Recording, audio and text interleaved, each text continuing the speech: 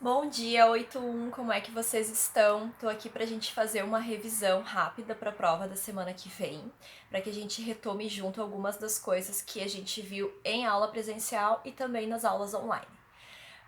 A gente tem 3 capítulos que vão cair na prova: o capítulo 1 de Revoluções Inglesas, capítulo 2 Iluminismo e capítulo 3 de Revolução Industrial. Algumas coisas são importantes serem retomadas e por isso eu organizei um pequeno esquema para vocês, tá? Sobre revoluções inglesas, para começar a nossa revisão. Foi a primeira matéria que a gente viu. Lembrem dos antecedentes da Revolução, né? Lembrem qual foi o desfecho da Revolução, o que ela trouxe como resultado. O resultado das revoluções inglesas que aconteceram lá no século XVII foi o fim do absolutismo na Inglaterra, né? E o início de um novo modelo de monarquia, que foi a monarquia parlamentar, onde o parlamento, lembram, tem muito mais voz do que o próprio monarca, o rei ou a rainha. Isso aconteceu. Começou, né, foi o resultado das revoluções inglesas lá no século XVII, e esse modelo, onde o rei, no caso hoje a rainha, tem pouco poder, e o parlamento tem muito mais poder do que ela, na prática, se mantém até hoje, né? Mas a gente, como antecedentes das revoluções inglesas, a gente falou que a Inglaterra teve 2 dinastias, os Tudor e os Stuart, lembram? Quando os Stuart subiram ao poder, eles começaram a ter uma série de ações autoritárias que desagradaram a população e que desagradaram o parlamento. O parlamento foi fechado, novos impostos foram criados. Os puritanos, que era a religião não oficial da Inglaterra, começaram a ser perseguidos, né? E isso tudo levou a uma conjuntura de guerra civil que durou 7 anos, que foi a Revolução Puritana, né? Então, a Revolução Puritana conseguiu tirar os Stuart do poder, certo? E aí se criou um governo que foi liderado pelo Oliver Cromwell, que era o líder do exército naquele momento, né? Depois do governo dele, a gente tem um momento de restauração monárquica, né? Então, os Stuart conseguiram voltar ao poder por algum tempo, né? Até que a gente teve o segundo contexto da Revolução, que foi a Revolução Gloriosa, que na verdade não foi um conflito civil, mas foi um grande acordo, né? Onde o Guilherme de Orange assinou o Bill of Rights, a Declaração de Direitos, né? Onde ele abriu mão dos poderes que ele tinha como rei, né? E concedeu a maior parte desses poderes para o parlamento, né? Então, o desfecho das revoluções inglesas, na verdade, foi a assinatura de um acordo, né?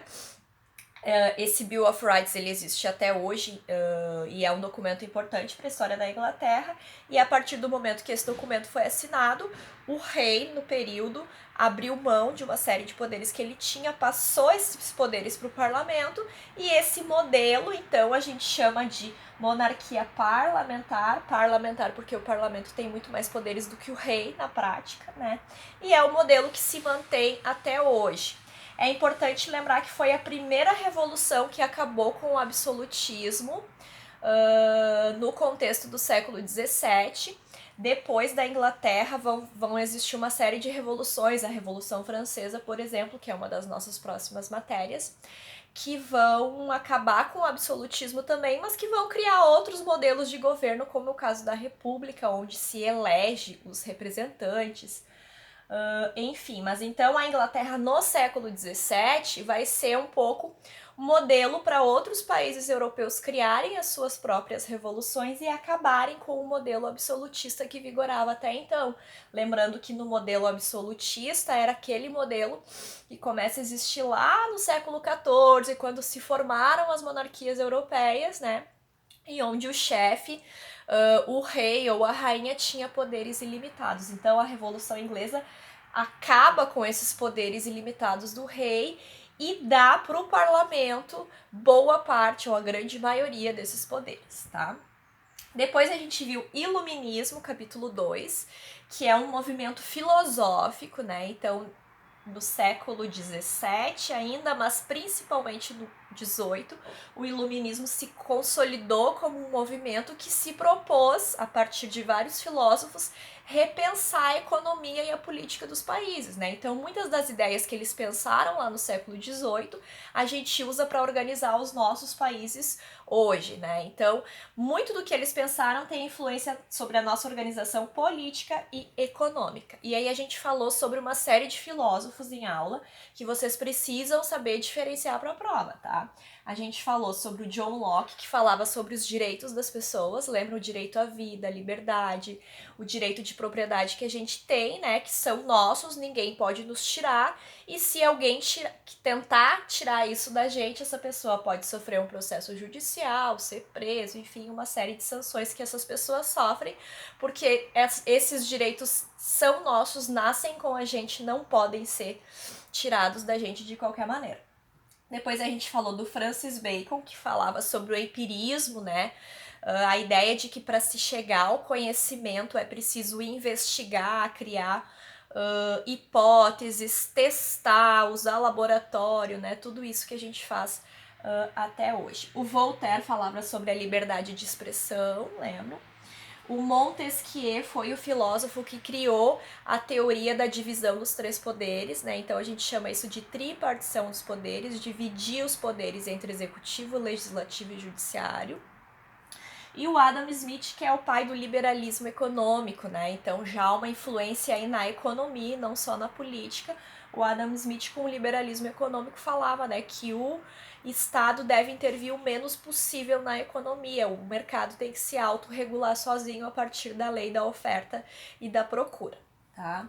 Depois, já no formato online, a gente viu Revolução Industrial, né? Que é, na verdade, um processo que aconteceu na Inglaterra do século XVIII, né? E que se caracteriza como um modelo de uma passagem do modelo de produção artesanal para o modelo de produção que acontece dentro da fábrica, né? Então, lá nas aulas a gente falou que foi o momento em que surgiram as primeiras máquinas, as primeiras fábricas, né? E isso trouxe uma série de consequências para a vida das pessoas e também para o mundo do trabalho, né?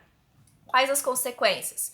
Bom, o trabalhador começou a não ter domínio sobre todo o trabalho que ele faz ou sobre todo o produto, né? Então, se ele trabalha numa fábrica, as pessoas que trabalham lá dentro têm conhecimento somente sobre uma parte ou uma etapa do processo de produção e não sabem produzir sozinhas aquele elemento inteiro. Por exemplo, um carro. Se você trabalha numa fábrica, desculpa, onde se produzem carros, provavelmente você não consegue montar o carro sozinho, você é responsável por uma etapa do processo de produção. Então, essa divisão do trabalho, ela faz com que o processo produtivo se torne muito mais rápido, com que ele consiga acontecer em maior quantidade, mas isso causa também o que a gente chama de alienação do trabalhador, que é essa ideia que eu acabei de comentar, do trabalhador não ter noção do produto final como um todo, ou ele até tem noção, mas ele não sabe como fazer, tá? Surge essa grande oposição entre dois grupos principais, entre o operariado e a burguesia. A gente falou também sobre a condição de vida e de trabalho nessas primeiras fábricas, né? Então, era um momento em que as fábricas surgiram, então não existia uma legislação trabalhista que cuidasse do modo como as pessoas trabalhavam, então o trabalho era muito exaustivo, acontecia durante muitas horas por dia, existia muito trabalho infantil, feminino, muito acidente de trabalho, né? Os próprios galpões das fábricas eram lugares mal arejados, mal iluminados, isso causava também uma série de doenças, né? Fora o impacto ambiental também que aconteceu nessas primeiras cidades que ganharam as primeiras indústrias, né? Pensando aí na questão dos rios, da fumaça no ar, enfim. A gente falou também que a Inglaterra foi o primeiro lugar que sofreu esse processo de revolução industrial. Então retomem lá nas anotações de vocês, nas anotações da aula, por que isso aconteceu na Inglaterra e não em outros lugares, né? Falamos também sobre as resistências dos trabalhadores, dois movimentos, o ludismo e o cartismo. O ludismo era um movimento radical de quebra-quebra das máquinas, né? E o cartismo já foi um movimento mais organizado que lutava pelo direito dos trabalhadores, né? Inclusive pelo direito de representação política também, né? Então, por melhores condições de trabalho, mas também eles queriam direito de voto e direito de representação política. Por fim, lembrar das diferenças entre a primeira Revolução Industrial e a segunda Revolução Industrial. A primeira Revolução Industrial aconteceu só na Inglaterra no século XVIII, né? E ficou muito concentrada na área de fabricação de tecidos. Usava o carvão como fonte de energia. Segunda Revolução Industrial acontece já no século XIX e é o momento em que esse modelo de produção, o modelo fabril, se espalha para outros países. O setor que vai receber grandes investimentos nesse momento vai ser o setor dos transportes e das comunicações, tá?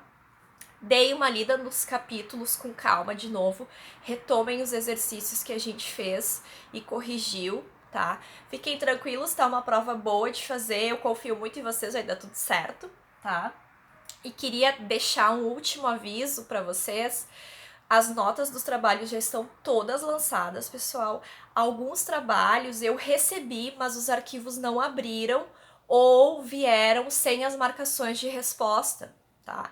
Então, assim, quem não tem a nota de trabalho lançado lá é porque é algum desses dois problemas. Ou eu não consegui abrir o arquivo, ou o arquivo veio sem a resposta. Então, o meu e-mail tá divulgado nas redes sociais do SESI, tá? Me procurem por e-mail, me reenviem os arquivos e as notas vão ser lançadas lá assim que possível. Se cuidem, fiquem bem, tô com saudades e boa prova. Beijos!